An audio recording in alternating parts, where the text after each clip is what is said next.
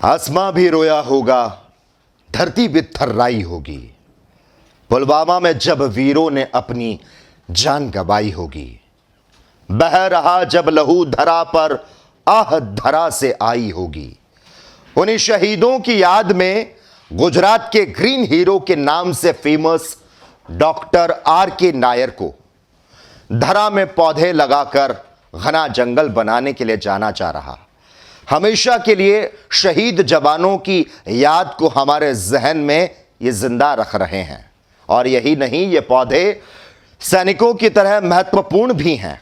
पर्यावरण को प्रदूषित होने के अलावा पक्षियों के लिए लाभदायक हैं और मनुष्य के रोग को दूर करने के लिए उपयोगी हैं।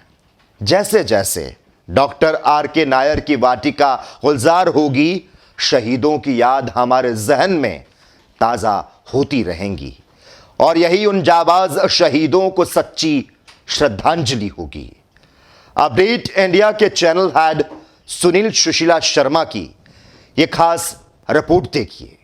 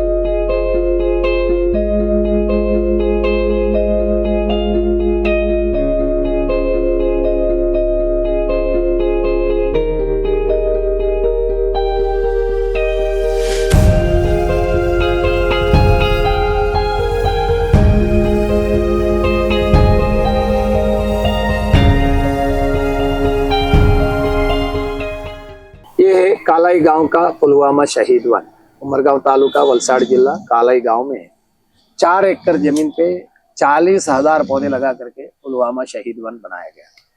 इसको क्यों बनाया मैं आपको एक्सप्लेन कर रहा हूँ। पुलवामा में जो जवान शहीद हुए, वो शहीद होने के बाद अलग अलग लोग अलग अलग अंदाज से अलग अलग कार्यक्रम किए। दुख जताने के लिए बहुत सारे प्रोग्राम्स हुए, बहुत सारे कैंडल जलाने के कार्यक्रम हुए, अन्य अन्य रूप से कार्यक्रम बनाया गया। लेकिन हमने फॉरेस्ट क्रिएटर्स ने एक अलग अंदाज से उसको सोचा कि उनकी शरीर जो है भूमि के अलग अलग भाग में छिद्र होकर के पड़ा है, तो उसकी याद के लिए हमने सोचा कि अलग अलग प्रकार के पौधों को लगा करके उस 40 जवान को नमन देंगे एक जंगल बना करके। तो उसका नाम है पुलवामा शहीद वन। तो आप देख सकते हैं 1 नंबर से लेकर के जो एक जवान की वहाँ फोटो लगी है और उनके सारे नाम और हिस्ट्री, और उसके पीछे 1000 पौधे हैं। इसी तरह 2 नंबर, फिर 3 नंबर, इस तरह 40 बेड हमने बनाया। एक एक बेड में 1000 पौधे हैं अन्य अन्य जात का, और उसका पीछे तक उसके पौधे लगे और आगे उस जवान का नाम रखा है। तो एक अलग अलग अलग रूप से यहाँ घना जंगल मियावाकी मेथड जापान का टेक्नोलॉजी को लेते हुए ये फॉरेस्ट को बनाया है और 2019 दिसंबर में इसको उद्घाटन किया। उसके बाद 2020 जनवरी एंड तक हमने 40,000 प्लांटेशन कंप्लीट किया। इसको ड्रिप इरिगेशन का व्यवस्था किया गया और इसमें पानी की सिंचन करके इसके पालन पोषण किया है। अभी आप देख रहे हैं 5 साल के बाद लगभग ये 50-60 फुट ऊंचा फॉरेस्ट बन गया है। इसमें आप देख सकते हैं विविध प्रकार के पौधे इसमें लगे हैं और ये घना जंगल अभी बन चुका है। यहाँ खड़ा रहेगा आपको पीछे दिखेगा नहीं। और यहाँ पे आप देख सकते हैं कि अन्य अन्य जात के पक्षियां इसमें आकर के घर बनाया, वो सारे पक्षियों की फोटो इसमें लगी। मधुमक्खी, उसके फोटो हमने निकाल करके यहाँ पे लगाए। ये प्राकृतिक रूप से जो डेवलपमेंट उसमें हुआ है उसी का ही फोटो यहाँ पे आपको देखने को मिलेगा। और अलग अलग स्कूलों से, अलग अलग जगहों से लोग यहाँ पर पिकनिक के लिए आ रहे हैं, देखने के लिए आ रहे हैं।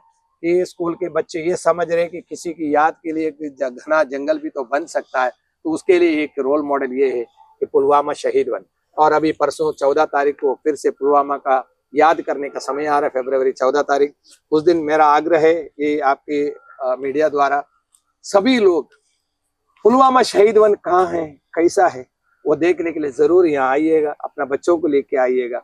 और यहाँ सारे चीज की डिटेल्स है, आप लोग यहाँ पे कार्यक्रम में शामिल होना। और इसी तरह सभी लोग ऐसे याद के लिए जंगल बनाना चाहिए, तो एक यादगार भी हो गया, साथ में पर्यावरण का संरक्षण भी हो गया। हम लोग ग्लोबल वार्मिंग, क्लाइमेट चेंज और अलग अलग समय में बारिश का ठिकाना नहीं है और ऊपर से गर्मी के ठिकाना नहीं, 2 डिग्री 3 डिग्री हर साल बढ़ रहा है, उसके बारे में हम लोग बात कर रहे हैं। बारिश का पानी का संरक्षण नहीं हो रहा है, उसकी बात कर रहे हैं। पशु पक्षियों की संरक्षण नहीं हो रहा है, उसकी बात कर रहे हैं। पक्षी सब नाश हो रहे हैं, उसके संरक्षण का बात कर रहे हैं। केवल बातें हम लोग कर रहे हैं और 2050 तक हम लोग 0 कार्बन का भी बात कर रहे हैं। और ये केवल बातों से नहीं होगा, कहीं लिख के रखने से नहीं होगा, बोलने से नहीं होगा।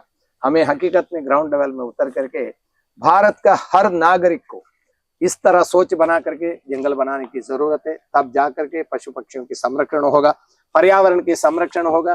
ग्लोबल वार्मिंग, क्लाइमेट चेंज से हम अच्छी तरह से लड़ सकेंगे और आगे जाकर के जो पानी की किल्लत होगा, गर्मी की तकलीफ होगा, उस सब चीजों से हम लोग पार कर सकेंगे, अन्यथा बहुत दिक्कत होगा। तो ये है हमारा पुलवामा शहीद वन।